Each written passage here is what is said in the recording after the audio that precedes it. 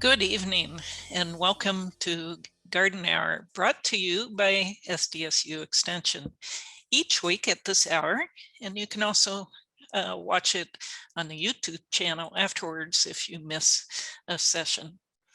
I am Rhoda Burrows. I'm SDSU Extension Horticulturist, and I will be your host this evening. Again, I want to remind you, if you have a question, to put it in the Q&A box. That helps us keep track of the questions a little easier than if you type it into the chat box. So this evening, we have with us Gared Schaffer, who's an extension weed specialist. And Gared, do you have anything burning that you're going to be talking about tonight? Or? Well, I was going to open up mainly to questions tonight. I am ill prepared for presentations, but I can kind of give a rundown of what I've been seeing, at least in the Aberdeen area, when it comes to yards and garden. Some of the questions too I've been getting. So if you've been struggling with weeds in your yard or garden, be sure to type those in the Q&A so that Gared can get those answered for us. We also have Amanda Bachman, our extension entomologist. And Amanda, do you have burning insects tonight? Yeah, so I'm going to go over a little bit about grasshoppers. We've been getting an awful lot of grasshopper calls over the past couple of weeks, and then also just some cool insects that I've been seeing around in my backyard. Sounds wonderful. And I don't know if Christina's able to come online right now. If not, we will hear from, there we are, Christina from McCrory Gardens. And we look giving some updates about McCrory Gardens, what's going on there. So we look forward to it. Thank you. I'm going to start this week by talking about some raspberries, which are soon will be ripe, we hope. And so I'm going to talk about some of what we see with raspberries. One of the questions I often get is how to prune summer bearing versus fall bearing raspberries. And maybe you didn't even know that there were two different types of raspberries. Our older varieties of raspberries go through this cycle that you see on your page here, that they start out, you plant them, it sends up what we call a primocane, which is that green cane that grows through the first year, goes through the winter, and then it flowers and bears fruit in that second year. And we happen to call that a floricane, flora for flowering. And then as soon as that floricane fruits, it dies. And so we can remove that as soon as it's done fruiting, or you can wait until your winter pruning if you want. If you can get in there without getting too beat up with the thorns, it's a good idea to take it out as soon as it dies, but sometimes that doesn't get done till winter, and that's okay too. That's a summer bearing. With the fall bearing, they bred raspberries so that instead of having to go through the winter first before they fruit, they actually go ahead and develop flowers and fruit during that first summer. So it will actually fruit on that new cane. It will also, if you don't remove, it won't die at that point like the floricane. It will go through the fall if you don't cut it back, and it'll have some more fruit on during the regular summer bearing time. So that gets confusing sometimes, whether you have summer bearing and fall bearing. And the key is, do you ever get fruit in the fall? If you do, you've got fall bearing. So with the fall bearing, you have your choice. If you like to take life easy, when you prune during the winter, you just chop off everything in sight. So you don't leave any canes to go over the winter or you might be pruning at the end of winter, but anyway, you start the spring with all new canes. You will only get fruit in the fall then, or you can be selective and let some of those go through the winter and bear fruit at the normal time. And then you'll have those new canes that came up that will bear in the fall then. So you can have, they're sometimes called everbearing because you can get fruit both in the summer and the fall that way. So two different types of varieties, two different ways of handling them. Next slide, please. So I borrowed a picture here from Oregon State University and pointing out the dying Floricanes. Those are those canes that had fruit on them. You pick the fruit and the canes are starting to die. And sometimes people get upset about that and think, I'm losing my patch. All these canes are dying. Well, they're supposed to once they fruit. So don't panic if your fruiting canes are dying. That's how this plant functions. And then we'll see those healthy new green tissue without fruit on yet. Those are this year's canes coming up. And if they're fall bearing, they'll have fruit on this fall. If they're not fall bearing, they'll go through the winter and then bear fruit the next summer. Next slide. So the fruit is, of course, what we're after, some wonderful types of varieties. There are yellow types, but as far as I know, up to this point, the only yellow types are the fall fruiting types. So they're kind of a little bit of a newer thing. The yellow types are very sweet, have a little less acidity than some of the red types. But once they start to deteriorate, with red types as they deteriorate, it's a little less noticeable.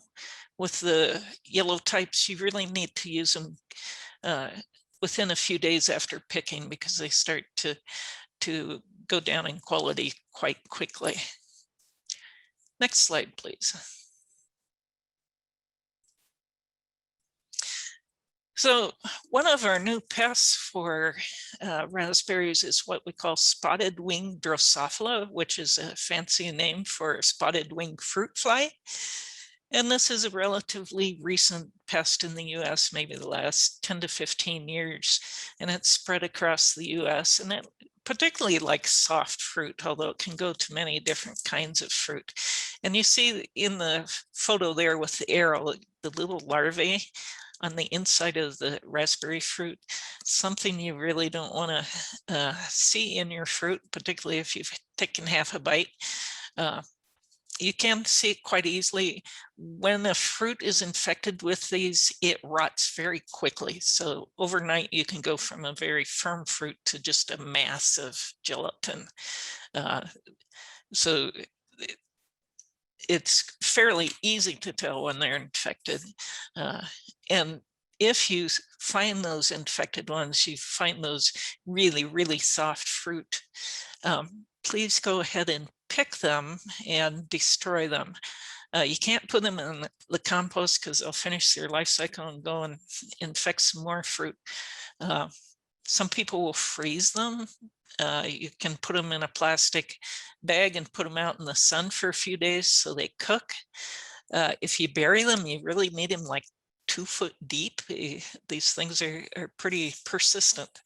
So one of the ways to control this in our raspberries is to make sure that you're removing any of those fruit.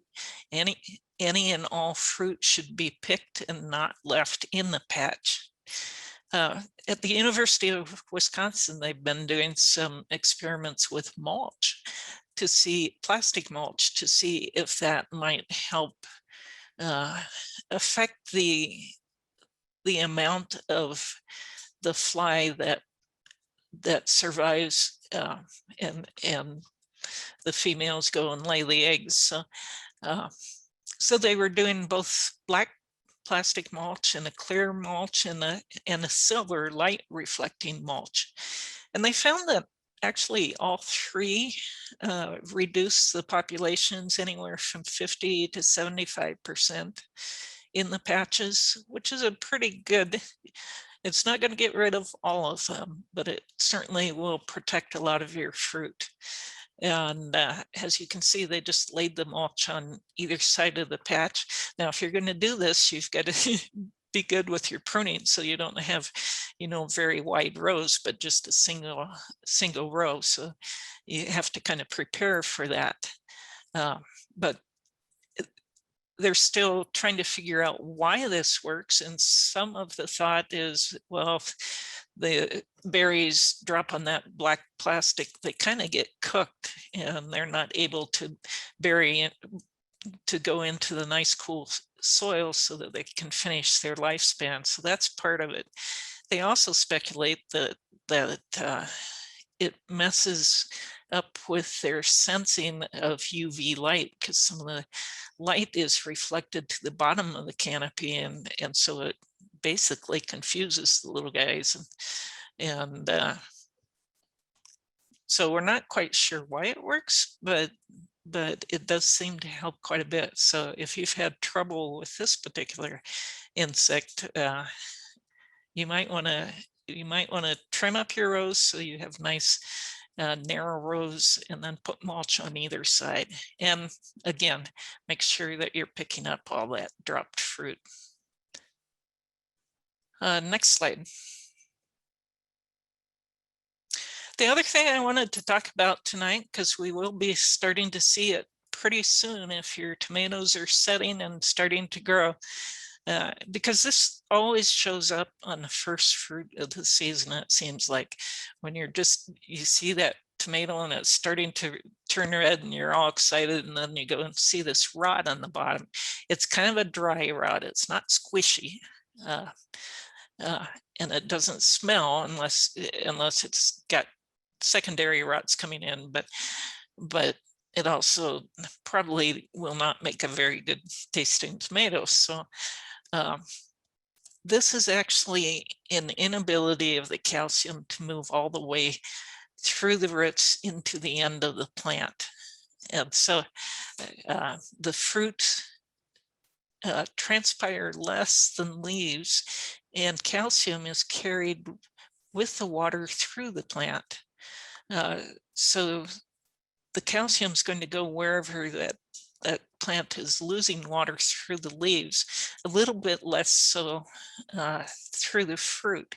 So one of the things that we do to lessen the amount, it probably isn't going to completely eliminate it, but to lessen the amount is to try to keep the soil evenly moist. And one of the good ways to do that is to mulch over the top of the soil so that you're not losing so much water from the soil.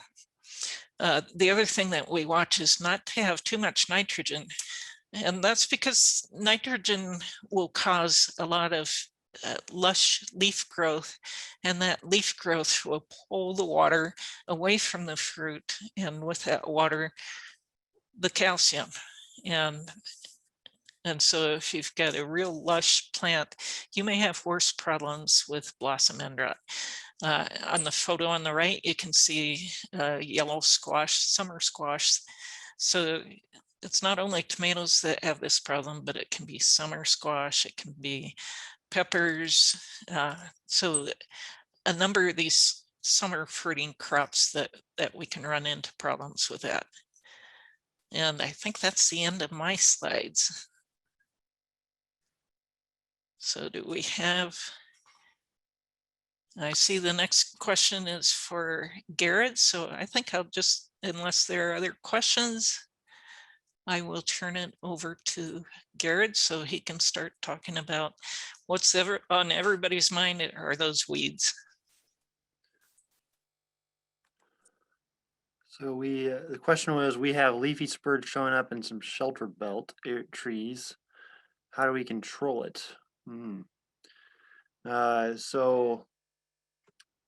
Okay, well, it's a good question. Are you in, I don't know, are you in town or outside of town? I guess shelter belt, I'm guessing you're outside of town. If you could tell me where, that'd be helpful. and I'll come back to answer that one.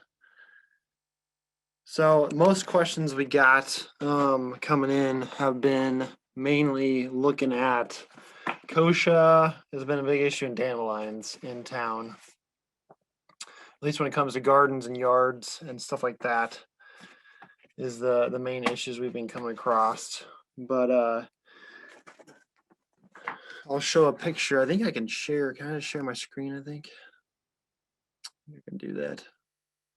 Share screen. Photos. You guys see that picture? You guys see that picture? Yep. So anyways, I got this picture last week. They thought maybe it was an invasive weed, which technically it is invasive, but it's not a noxious weed. Very common across the state. You don't see it as much in town, but kochia is a very common weed, especially central South Dakota, and as you go west, especially in dry areas. I'm guessing from the picture of this, it was in a rock kind of flower bed area. It's very common, summer annual. Again, not a perennial, so that's a good situation, better than a perennial species, easier to control. But I'm guessing what happened is either seed got blown in. A lot of these plants, it's kochia, so it's tumbleweed is basically what kochia is. It rolls around, so possibly, I'm not sure exactly the background of the story, but it could have had a plant roll in against the house and then deposit the seed there the previous year, or they brought in some soil that was contaminated from kochia, and this is the issue you come in later. So there's lots of different ways that kochia can spread, but anyway, so that's one problem. And a lot of other questions we've been having is with dandelions. You can see this. So one question we get a lot is, how do I control dandelions without using chemicals? Again, the best and easiest way is, of course, chemical use, and the best time to control a perennial is after the first frost in the fall. So again, we're gonna dry and too warm to do that right now. The reason for that is perennial species take that in the fall. They suck all their nutrients down in the root system, so it's best time to apply herbicides in the fall. The spring usually is when people do it. It's okay doing it at that time. This time of year is really bad just because it's really hot and plants are under stress. I actually saw some dandelion plants shriveling up on the west side of my garage. It gets blasted in the sun midday to evening. So the grass is brown and also dandelions are not doing so hot. So, but I was going to show this picture. A non-chemical way is, of course, to dig them up. When you dig them up, you got to make sure you get out of the root zone out of there as well. So this picture on the left is a smaller dandelion plant, but you can see that root system is about 5-6 inches long. We're not seeing the picture yet, Oh, dear. you're not seeing the picture. What do you see? You see anything right now? We're still We seeing can the see your kochia. kochia. Ah, interesting. Might have to stop sharing and reshare. Sorry, I'm trying to share from the computer itself. All right, what about that? Yep. Okay, cool. So anyways, this one on the left here, you can see it's a younger dandelion plant. I did this, so it's easier to do this, of course, in moist soil. If it's really dry, usually soil gets really hard, and it's harder to get the whole root zone out of the dandelion, out of the ground. But the one on the left, I did a good job of. Actually, the one on the right, it looks like I did a good job, but that's actually a resprout from one I tried to dig out earlier this spring. So what happens if you don't get the whole root system out, they'll shoot up a new growth, and that's what this plant did right here. Or even a young plant will look like that, kind of more of a whitish root system. But again, not an easy task to do it by hand. So sometimes in the fall, spot spraying might be the better way of getting rid of that. But you always see people out in the spring. As soon as you start seeing yellow flowers, people kind of get aware they have an issue. But again, doing it by hand is a way. Like in my front yard, I've got it down pat using organic means. Just by ripping out by hand, I got them basically, they're gone. I do have some issues. The main issue I have, at least in my yard, is where my kids play. in their swing set area in the backyard. It gets beaten down a lot. Those areas where weeds like to come in. But again, I don't want to spray that too often because my kids are playing right there a lot. So I usually just do that, the hand pulling method as well. But it's not always 100% effective. So anyways, dandelions can be an issue with that. So stop sharing is the question. Maybe they got back to me. Yeah, so the shelter belt with the leafy spurge, they said the trees in the spurge are rural. Okay, so there are some herbicides that are best for around trees. I'm trying to look up right now. It's a great question. To make sure I give you the right answer. Any other questions? Bindweed out in the Black Hills. Again, this time of year it's going to be stressed. I'm guessing it's fill bindweed. What you're talking about. A lot of those can be controlled with products. I'm guessing you're in town too. Something that has 2,4-D, dicamba, and MCPP mixed together. Again, might take multiple applications. Bindweed is tough, and I'm guessing it's in a yard. If it's in a garden, I would not use that.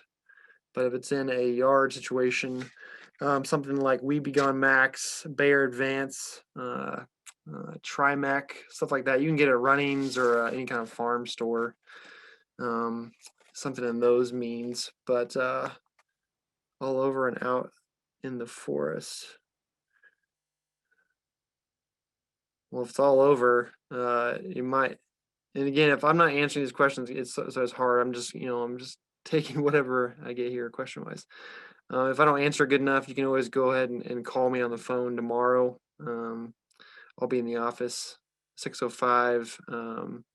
Was it 226-7050? Is that our office phone number? Or my cell here in Aberdeen. I'll be in Aberdeen as well. And when it comes back to leafy spurge, again, leafy spurge is going to take possibly multiple applications. And again, around trees, I'm trying to remember. It kind of caught me off guard here.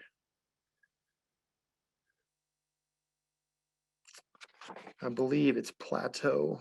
I'm thinking of. That's best with trees. I'd have to look that up again. Let me look that up. I think it's plateau. That might be best around trees. Another question here. My parents planted a couple raspberry plants a few years ago. I think that one's for Rhoda. That's a Rhoda question. All right, Yep. Rhoda, while you're answering that, I'm going to look up something real quick. Okay. So we do get these questions every once in a while about why my raspberries don't produce. There's a couple possibilities that we kind of need to track down depending on whether you get canes overwintering.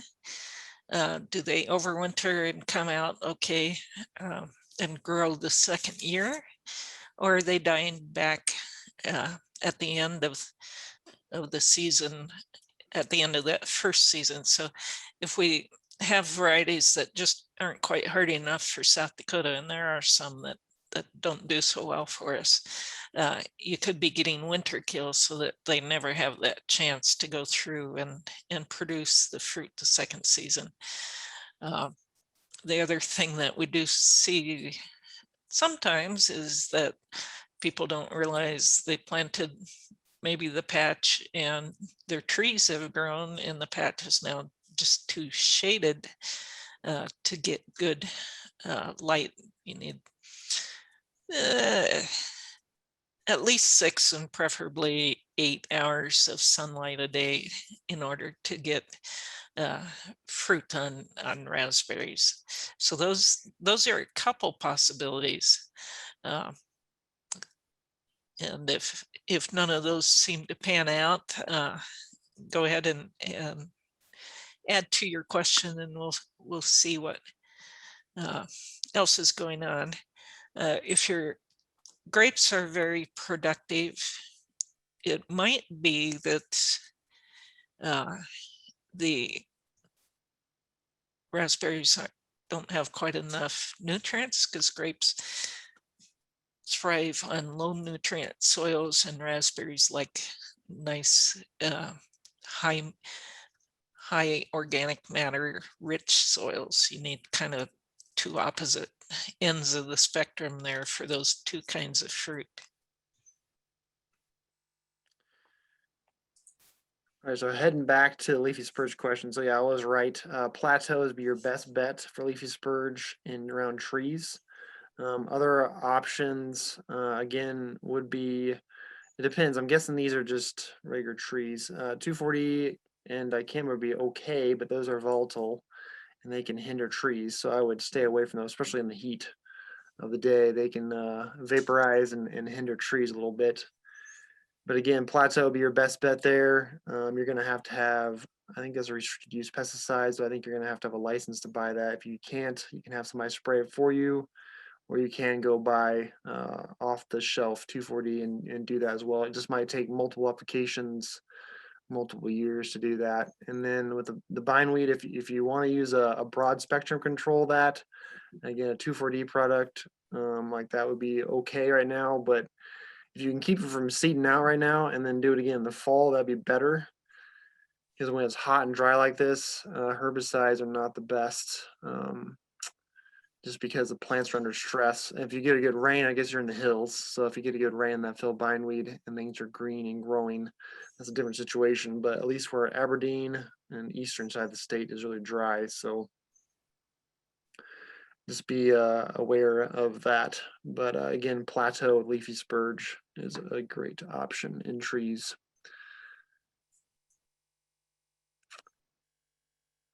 Gared, I have a question for you. Yeah. Notice that more and more of, it seems like more and more of our lawn care products have dicamba in them. Yeah. And we're starting to see quite a bit of herbicide damage. To me, looks more like dicamba than 2,4-D. And I'm wondering if the timing or the formulation, we have to be careful about that in terms of where it's put down or when it's put down. So what's this is like the damage differences, or what's the question is like The question is, I guess with products with dicamba, we know that those can volatilize pretty easily. And I'm wondering, is the formulation that's used on lawns as easy to volatilize as it seems like some of the field applicants are? Well, I mean, it's all about volume.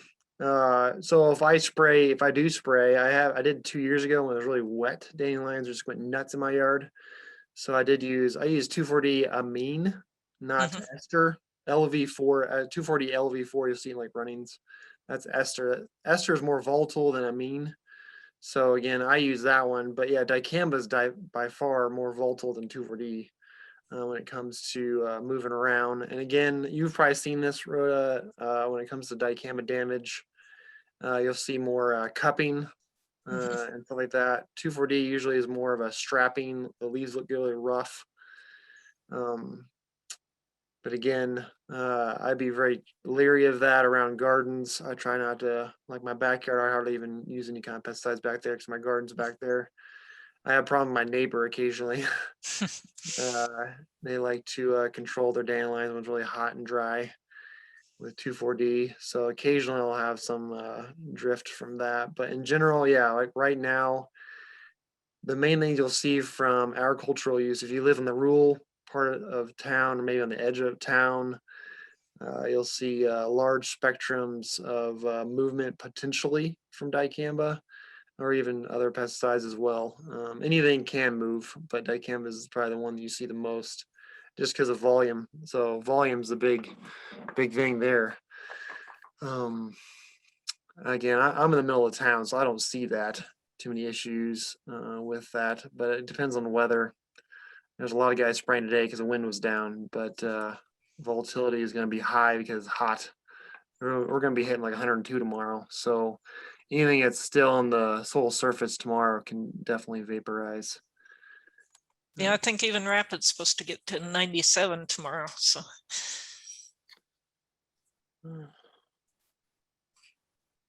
Was there a question about flea beetles? Beetle collection for sleep? So the question about the leafy spurge biocontrol, and I did put in the chat as well that South Dakota does do the beetle collection and distribution. However, it is run by the South Dakota Weed and Pest Program, so under the Department of Ag and Natural Resources. And each county kind of schedules their own. I know one of our colleagues down in Tyndall, she was out collecting beetles, I want to say yesterday or today. So if you are interested in getting beetles for biocontrol, I would highly recommend you contact your local weed and pest, your county weed and pest board or your county weed and pest agent. And that's under the state, it's under their invasive plant invasive species program. And there was another question in the chat too about herbicide drift. If you notice herbicide drift on tomatoes, can the tomatoes be used? Depends on time of year, and yeah, I mean, if it was earlier this year, it depends on how hard they were hit too.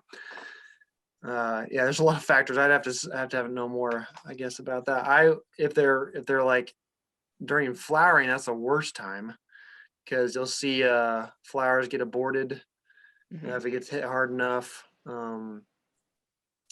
Yeah, so I don't know. I need more information, I guess, to give you a great answer on that one. So it depends.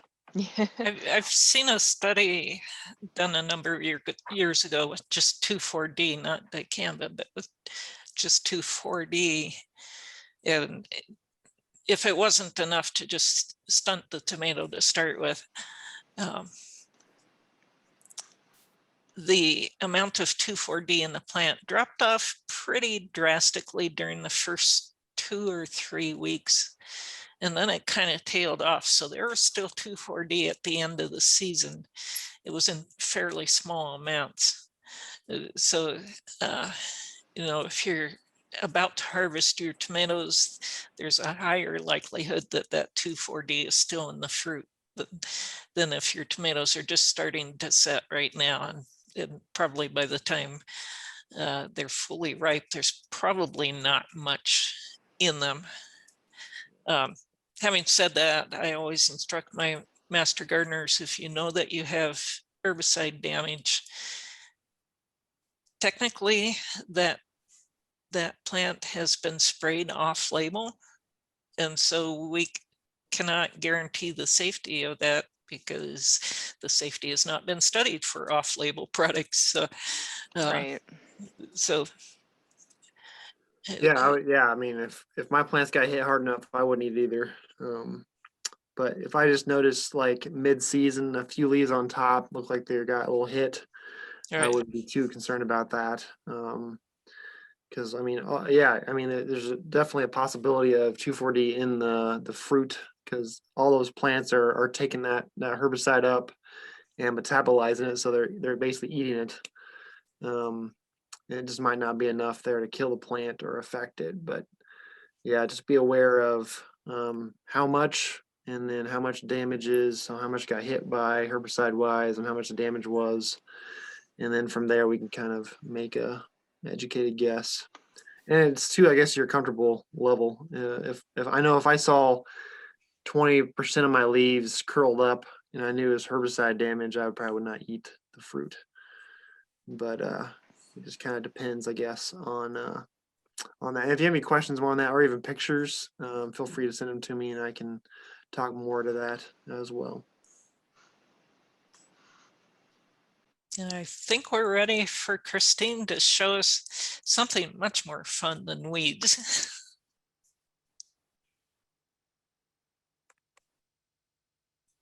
All right. Well, the first I just wanted to share that the upcoming things to save your calendar for.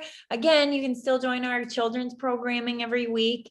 It's been some really fun programming at the Books in Bloom on Wednesdays at 10 a.m. to 11 a.m. and Growing Gardeners is a little bit older age groups on Wednesdays from 1 to 2 p.m. So if you're interested in that, check out McCrory Gardens, give us a call, send an email, anything like that. And then just some save the dates for upcoming things. Again, August 6th is Garden Party and Insect Festival is set for September 11th. So can go on to the next slide. So some things in bloom. Again, every week, this is kind of a struggle for me to pick which ones I want to share with you that I think are really neat highlight. So these couple of them is the Ozark Sundrops, or the Oenothera missouriensis. That's the top left picture with that yellow flower. It's almost kind of a sprawly, not quite viney, but just kind of a sprawly, low growing, almost vining type plant, but just kind of low, and it's just this really neat big yellow blossom that we have. You can actually see them even out in the parking lot right now. They can just be about in any conditions, and not pretty neglected and look beautiful, like that one is right there, right on the hot parking lot with no water. And then right there too, we have the Rhoda columnifera, so the upright prairie coneflowers. Those are blooming in our Prairie is my garden area of McCrory. So that has the a lot of South Dakota natives from shortgrass prairie plants primarily. And so it's a really lovely native flower out that's blooming right now. You can move on to the next one. So then some more shrubs that are blooming in the, oops, I think I spelled that one wrong, but the Vagila. Oh my gosh, I have so much trouble with that shrub name. But anyway, that one is blooming and looking really lovely. That cultivar right there is the Red Prince cultivar, with the kind of those red flowers. They've been blooming a little while now, but they still look really nice in the gardens. And then of course our elderberries are blooming. So the sambucus and are out blooming throughout the gardens, and we can't wait for them to get their little berries on them too. So you may move on. All right, so another one that I kind of thought was a fun one to point out was some of these shade plants, like actually hostas. I didn't add a photo of this, but there's a lot of hostas that have some pretty neat flowers that are also blooming right now. So a lot of our shade and our perennials are starting to kind of show off their flowers. A couple that I did photograph here is some heucheras, or coral bells, they're also known as. So on the left there is amber waves, and then there's a heuchera, and that's just a hybrid. And then there's the Heuchera sanguineum Sioux Falls, actually, which is kind of neat. Coral bells, that's that bright pink one. And it has the leaves of that one, the foliage of that one is not quite as variegated and unique, but it's a really nice sort of limey green, bright leaves for the shade. And then it has that super beautiful bright pink flower that comes out right about now. So again, so much more. The roses are still blooming like crazy. So that's a really wonderful place to see, and over by the waterfall. And always the perennial garden. Every time I go in there, there's something new. Lots of milkweed is blooming. Even valerian, which is not necessarily a loved plant, but it's one to learn if you're out there, and that's also in bloom. It's pretty right now for a short while, but okay, well, that's kind of what I wanted to share with you guys today. And again, so much more is blooming. So, and if you have any questions for me,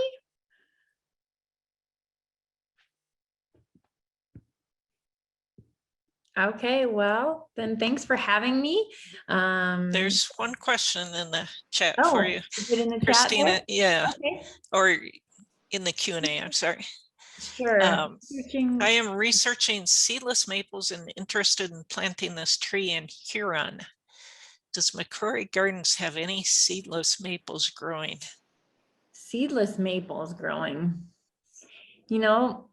That I don't know. We have lots and lots of maples, but I'm trying to think of which one would be a seedless maple. I wonder if a lot of those new hybrids are seedless. We don't very often get that request for a seedless maple. Actually, I find that they're little helicopter seeds. Their samaras are one of my favorite features of them. But let me try to think of, I wonder I think, oh, like Autumn Radiance and some of those hybrids are seedless. Sienna Glen, Firefall, Northwood. Yeah, we might have some of those growing, but they would primarily, some of those hybrids would primarily be around the visitor center itself and maybe up on the hill and around the parking lot. That's where a lot of those newer cultivars are planted. We do have a very big maple collection. I believe that it's the biggest maple collection in South Dakota, just northwest of our maintenance shop, just kind of into the Arboretum that you could look around in as well. But to look for those hybrids, it'd be around the parking lot there. And I think we'd have like the Sienna Glen, I think we have in there, and maybe Firefall, but not a lot of those. We have a lot of the what is that, really Fremani and some of those really common ones. But any other questions for me? I hope I answered that. If I don't, send me an email or something and I can try to follow up on that. But any other questions? Nope, don't see any more right now. Okay, well, thank you again. Thanks for having me. Hope to see you all guys again at McCrory Gardens and see you soon. Bye. All right, thanks, Christina. Thank you. Thank you. And Amanda can take it away with the bugs. I know, and here we thought we weren't going to have anything to talk about tonight, and it's already 7:40. So I've been getting a lot of questions lately about grasshoppers and what to do about grasshoppers that are eating people's gardens. And this is definitely a tough year all around for a lot of plants. You know, here in Pierre, we had a thunderstorm over the weekend. We got 2/10 of an inch of rain. So, you know, nothing significant that was really going to make a difference in our drought situation. And a lot of times people's gardens or flower beds are things that are watered or irrigated, and so they're still green and leafy.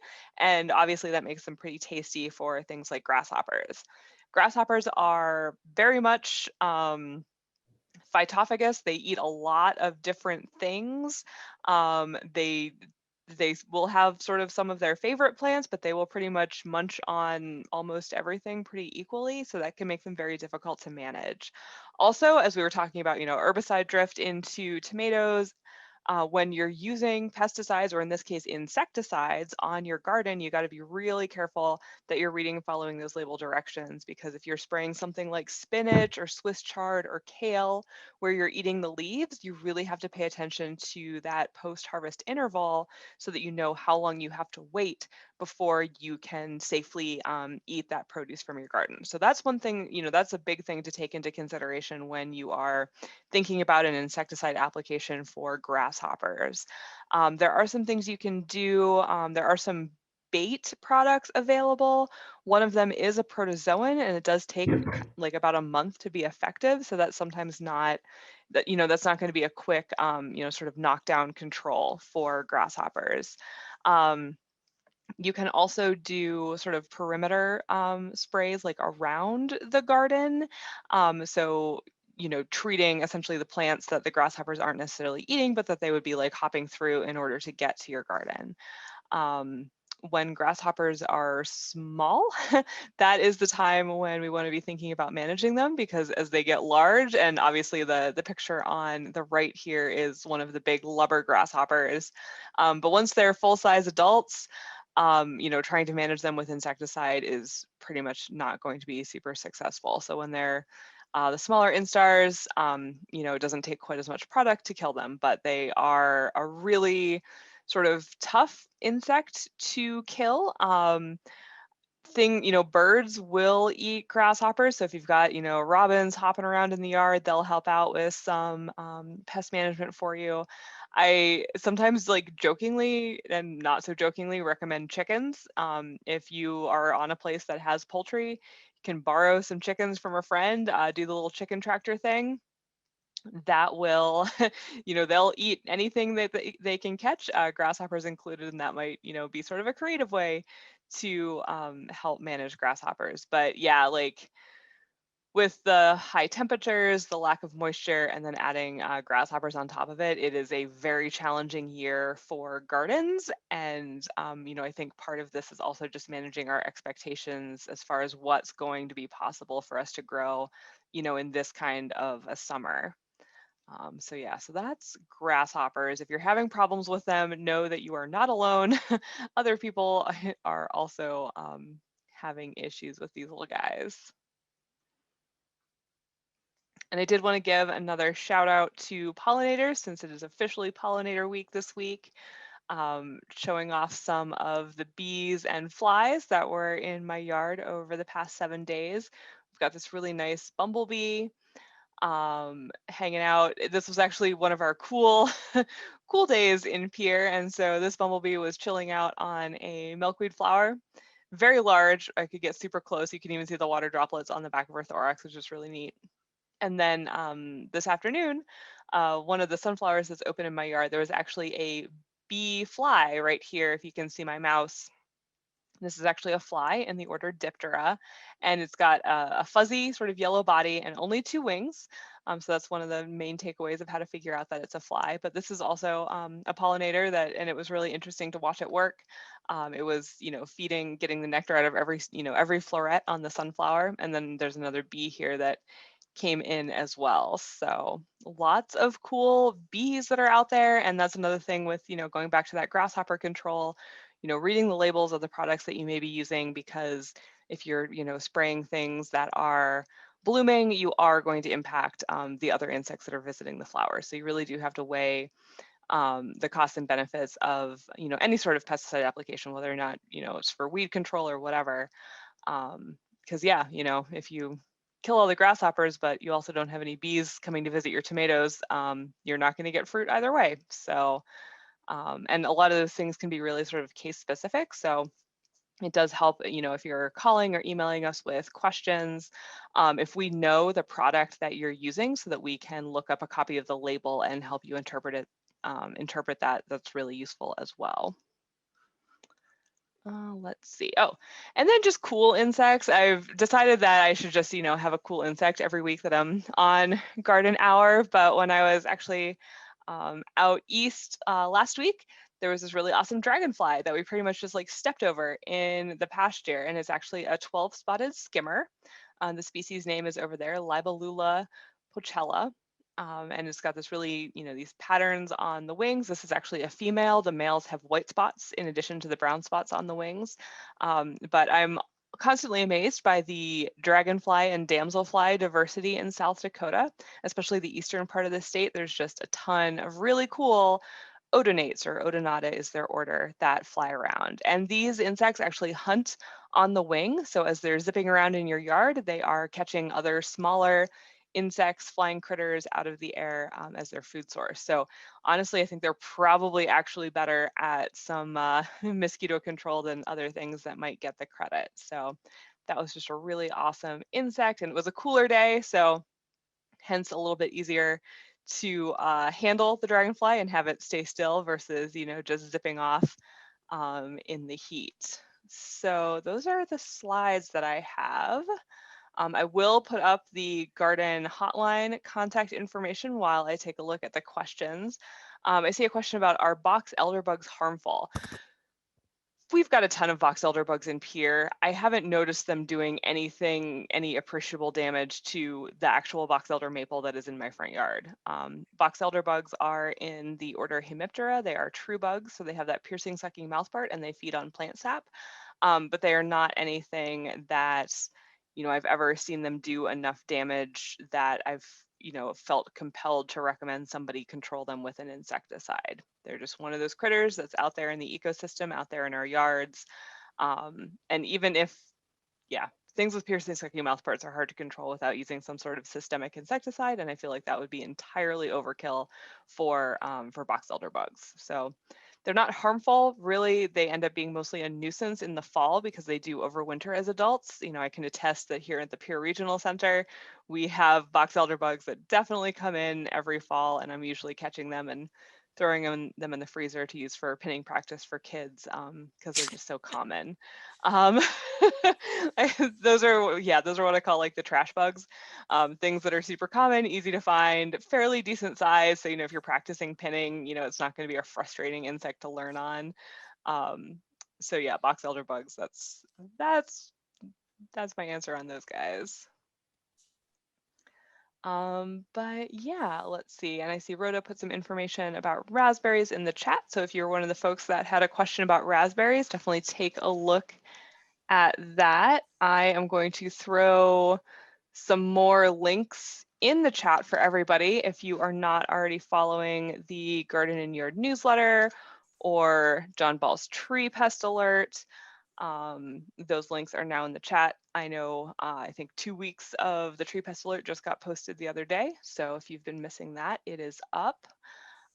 And then obviously the garden hotline information, and you can find that also on that problems and solutions page on Extension. So I'm gonna go ahead and stop sharing and, oh, hey, John Ball has graced us with his presence. What's up? I was just plugging your tree pest alerts. Yeah, I am sorry. And I appreciate that. I apologize. We were doing our inventories and I had the 2 interns with me and I cannot abandon them. So I drove up. But if we've got a couple minutes, do you see the one slide that I just emailed you, Amanda? Now I do. Hold on. All right. If we've got a couple minutes, kick it up. Yep, I'm getting it. All right. All right, there you go. Because obviously the one thing that I need to talk about with trees. All right, let's see it when it pops up here. Hey, there we go. That's it, people. That's my one thing I needed to talk about tonight is you got to water your trees. Water, water, water, water, water. Don't worry about box elder bugs sucking sap out of them. Just get the trees water. And how much water? You want to water about a distance equal to about half the height of a tree. That's the best way to look at it, half the height. Because that's a critical zone for watering. That's where the bulk of the root system is, why the roots do go out about as far as the tree is tall. The majority of the root system is actually fairly close to the trunk. And so that's really where you want to concentrate your watering. And if you take a look at my how much, and for the 1 inch tree, we're measuring that about 6 inches above the ground. For the 5 and 20, about 4.5 feet above the ground. But if you got a 20-inch tree, it needs 300 gallons every watering, and that's every 5 days. Most of us aren't going to water that much. It's going to really knock up your water bill. But if you call me this summer and your tree is dying, particularly your spruce, what do you spray? You need to spray H2O. And the other one I get is, well, can I fertilize instead? No. Trees don't need elements right now. They need water. But this last week, well, how about if I fertilize it instead? No, in all seriousness, they do not need elements. They need water. So that's the only thing. And that was worth my fast drive back. But thanks, Amanda, for putting it up there. But please water, people. And it looks like we've got a question in the chat for you. We had a question earlier about seedless maples in Huron, if there were any variety recommendations or experiences with those. Oh, yes. How often to water a tree? Every 5 days. Every 5 days, assuming it doesn't rain, which is pretty much on course this year. I think we got 5 drops in Dakota Dunes this afternoon. Well, let me first of all say there's no such thing as a seedless maple tree. I know nurseries sell them, but it's not true. One of the basic things of nature is to reproduce, and why they go out and sell male trees. In other words, they only have male flowers. Those do tend to revert over time. And that's why in maple cultivars, you can find seeds on them. We're seeing that more and more with trees. You can't fool nature. So raising seedless maple trees, I can't help you there because I will never guarantee that a maple tree will not produce seeds. Even, Amanda, the male box elder trees. Those tend to flip. But if you want to raise a maple tree in Huron, two things you need: a soil with a pH lower than 7.4 and a lot of water. And those are the two key things. And ideally moving Huron to somewhere in southern Michigan, where you got a nicer climate. But seriously, on the first two, soil pH less than about 7.4, and so you do need to measure that. Otherwise, they're turning very bright yellow right now. And the other thing is absolutely they demand watering. So those are my two best recommendations for maples. And by the way, you do have some very nice ones in Huron, so it can be done, but not easily done. Okay, that's it for me. Yeah, and I don't see any other questions in the chat or the Q&A, so turn it back over to Rhoda. All right. And we've already run the where to go for further information. So I want to thank our panelists tonight, Amanda Bachman, Gared Schaffer, Christina Lind, and at the very last minute, John Ball. Thank you for your insights tonight. And as we mentioned, if you have questions, you're welcome to contact the garden hotlines. There's also a place within our website that you can type in questions for an Ask the Expert. And so any of those or calling or emailing the hotlines will get you some further information, or you can also send them into us and ask us to answer them on Garden Hour this coming week. And if you do that, we love if you send us pictures too. So with that, thank you all for coming, and we look forward to seeing you next week.